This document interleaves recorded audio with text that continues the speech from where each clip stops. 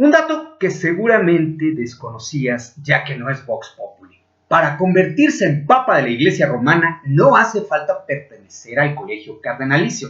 Vamos, ni siquiera es requisito haber sido ordenado presbítero. Cualquier católico de a pie puede aspirar a ocupar el papado, o sea, tiene el carácter de papable. Y claro, por deducción se establece que todo católico varón es papable. Bueno, vamos con el tema de los pontífices. En la Iglesia romana ha habido de papas a papas. No vamos a repasar la lista completa de 266, no acabaríamos en 20 horas. Esta será una emisión breve, espero. Únicamente haremos mención de los más recientes papas. Y créanme, esto también es asunto de la agenda libertaria, ya veremos por qué.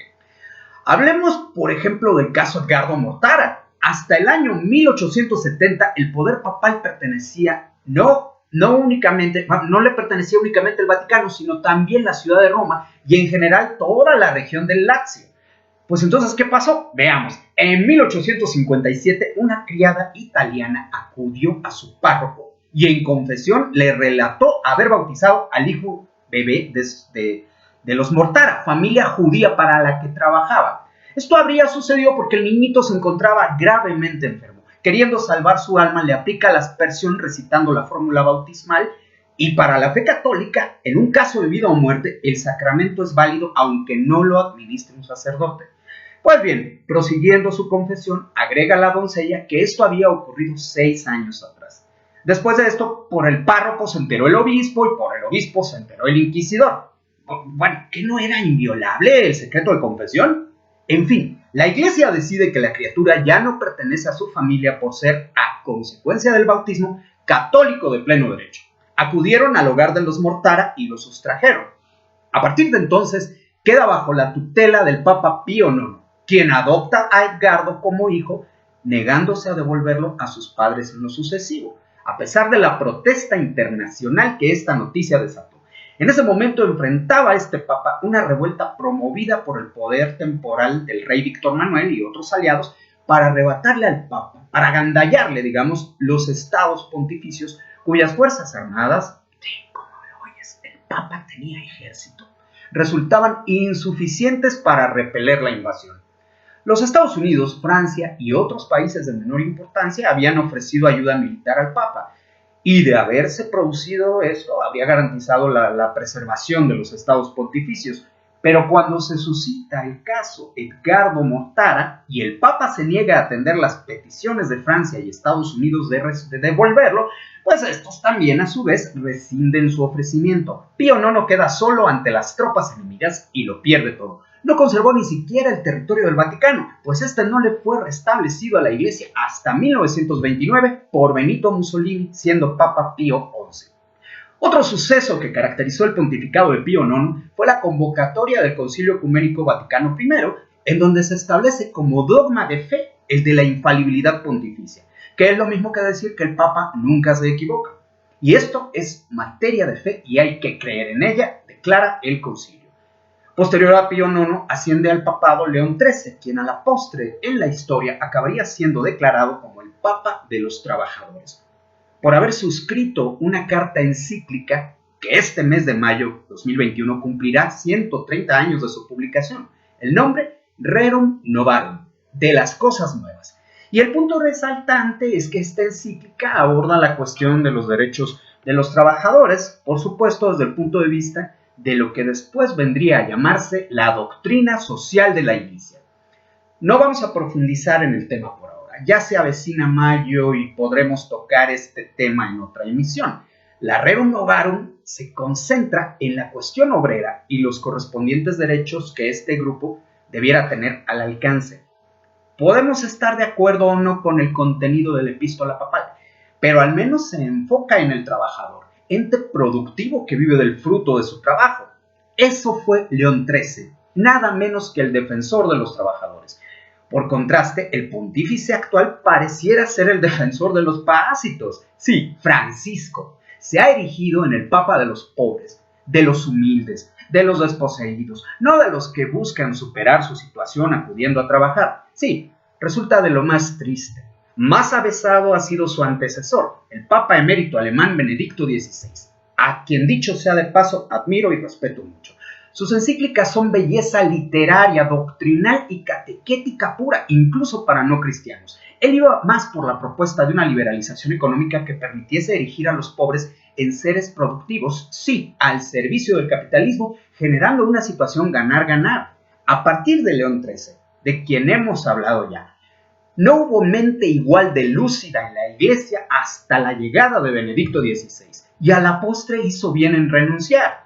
Se había echado encima muchos enemigos a nivel mundial, tanto por declarar verdades políticamente incorrectas como por apretarles las tuercas a los curas pederastas, empezando por Marcial Maciel, cuyos llamados legionarios de Cristo se aplicaron desde entonces con todo empeño a emprender iniciativas destinadas tanto a desprestigiar como a sabotear al Teutón Pontífice. Las dos gotas que derramaron el vaso fueron, primero, las filtraciones a los medios de información confidencial por parte de su secretario particular, y segundo, el congelamiento de su cuenta bancaria personal.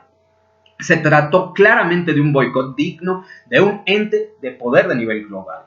Y bueno, él abogó siempre por una iglesia fundamentalmente centrada en la santidad, más que centrada en el número. La erudición, consideraba él, que era más importante que estuviese por encima del número, de la masa. Y bueno, al darse dolorosamente cuenta de que el rebaño no tenía entendimiento, pues al final tomó la decisión de renunciar. Hizo bien, la gente no lo quería de todas maneras. En su momento, cuando fue su designación, a más de una beata de rebozo escuché quejarse: no me gusta ese alemán, el otro estaba más bonito, vean nada más en qué se fijan. Pero ese rebaño ignorante y sin entendimiento no dimensionó jamás la grandeza del pastor que perdió. Por su parte, a él le convino. Me lo imagino diciéndose a sí mismo: no dejan de acogotarme ni un momento, no me permiten ni respirar. Claramente soy persona non grata para ese lobby. ¿Para qué me expongo a que me envenenen como a un predecesor? Mejor dimito el cargo y me dedico a lo que me gusta: leer filosofía, teología, hacer mis rezos y tocar mi piano, que es precisamente lo que hace desde entonces, viviendo de lo más tranquilo. En cuanto al actual, Francisco, sabemos que es jesuita, y más allá de la adhesión supuestamente incondicional a los mandatos del Papa, los miembros de esta orden religiosa se han caracterizado por una postura progre y en ocasiones medio rojilla respecto a una serie de temas. Vamos, no es que la orden jesuita oficialice, digamos, una visión progresista, pero buena parte de sus miembros es proclive a profesarla, por decirlo menos. Y cuando alguien se sienta en la silla de Pedro sin la grandeza ni la inteligencia de Benedicto XVI y León XIII, evidentemente no resulta defender a los trabajadores que producen la riqueza, sino a los improductivos alimentados por el Estado con dinero ajeno. Un papa que quisiera dejar la opción por los pobres, propia de la teología de la liberación, para regresar a la opción por los productores, tendría que hacerse llamar León XIV en honor, claro, a León XIII. Nos vamos rapidito a partir de este momento. A continuación surge Pío X, el primero del siglo XX, que será recordado por haber establecido las condiciones para la edición del Código de Derecho Canónico. Fallece en 1914, justo al comienzo de la Primera Guerra Mundial, dejándole el paquete a Benedicto XV, quien se las vio durísimas para fungir de pontífice durante los 4 años del conflicto armado. Muere en 1922, justo cuando va comenzando el fascismo a prender fuego en Europa. Es el que ya había sido mencionado como firmando los acuerdos con el dictador Mussolini a cambio de la cesión al Vaticano de la jurisdicción de la Iglesia y su correspondiente reconocimiento diplomático por parte del gobierno. Y este dato en específico es especialmente gracioso, ya que habiendo pactado con el fascismo en el 29, ya para 1937 publica en lengua alemana la encíclica Mir leben Sorge, con profunda preocupación. Sí, preocupadísimo por la situación de la Iglesia en Alemania nazi. En el 29, cuando el fascismo me concede lo que es el Vaticano, el fascismo es bueno. En el 37, cuando se limitan libertades a los católicos, tal como a otros sectores de la población, el fascismo ya no me gusta. Su deceso se produce en 1939, justo antes del comienzo de la Segunda Guerra Mundial. Y con esto le deja el legado de tener que lidiar con la guerra al siguiente papa, también Pío XII. Me encanta contemplar el devenir histórico de la musa Clio. Estamos viendo cómo un papa tras otro se libra de un paquete gordo para pasarlo al que le sigue. Pío XII se caracterizó por mirar hacia otro lado durante los años de la guerra. No estuvo con Dios ni con el diablo. No condenó nunca el nazismo, ni sus excesos, ni sus crímenes de guerra, ni sus crímenes contra la humanidad. La actitud habitual se hubo ceñido a declarar que la Iglesia romana no podía ni debía involucrarse en política. Claro, cuando se trate de nazismo, la Iglesia romana no se va a meter en política. Tratándose de comunismo, por supuesto que sí. Juan Pablo II sí que contribuyó muchísimo a debilitar el poder comunista en Europa, tanto de la esfera soviética como de sus satélites supuestamente autónomos. Ya sabemos que el mismísimo Erich Honecker recibía sus órdenes desde Moscú.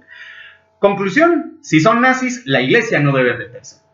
Si son comunistas, permisito que ahí te vamos. El movimiento Solidaridad de Lech Walesa en Polonia fue financiado por la Iglesia romana. Eso todos lo sabemos. ¿Por qué a unos sí los combato y con los otros ni las manos meto? Eso se llama doble rasero. Proseguimos. Pío XII alcanzó a vivir hasta 1958, legando el paquete del nuevo Zeitgeist, es decir, de los tiempos modernos, a Juan XXIII, quien sentó las bases para el llamado ayornamiento, puesta al día o actualización de la Iglesia. Gobernó 5 años y en 1963 el siguiente papa, Pablo VI, hereda el nuevo paquetito de coordinar el Concilio Vaticano II, que fue de suyo muy polémico, generando adhesiones por un lado y deserciones por otro. Se habían acabado las misas en latín y con rito tridentino, estableciéndose una serie de cambios que a unos gustaron y a otros no. Y bueno, hay que tener en cuenta que entre los desertores figuraron los llamados lefebrianos, llamada también Sociedad Sacerdotal San Pío X. Este grupo se adhiere al rito tridentino de la misa en lengua latina y reconoce como último concilio válido el Vaticano I, del ya mencionado Pío IX, y como último papa válido a Pío XII. Desde entonces, sostienen ellos, la Iglesia ha estado sin papa. Esta postura se conoce como sedevacantismo. Se les declaró como secta hasta que Benedicto XVI los rehabilitó. En el caso específico del Papa Pablo o Paulo VI, los 15 años de su pontificado, que mediaron de 1963 al 78, fueron de importancia enorme. Este Papa tuvo que lidiar con el naciente rock and roll, lo mismo que con los hippies, lo mismo que con el Festival de Woodstock, lo mismo que con la guerra de Vietnam, lo mismo que con la Guerra Fría, el Mayo francés, la Primavera de Praga, el control de la natalidad, la invasión de la URSS a media Europa Oriental, el debilitamiento y caída del franquismo, en fin, ¿y para qué seguir? Sinceramente yo no hubiera querido ser él, pero tampoco hubiera querido ser su sucesor. Se mete a querer hacer auditoría al Banco Ambrosiano de Roberto Calvi, que llevaba las cuentas del Vaticano. Duró 33 días en el ministerio petrino. Muy convenientemente para algunos, habría fallecido a consecuencia de un paro cardíaco derivado de su quebrantada salud. Pues a otro con ese cuento.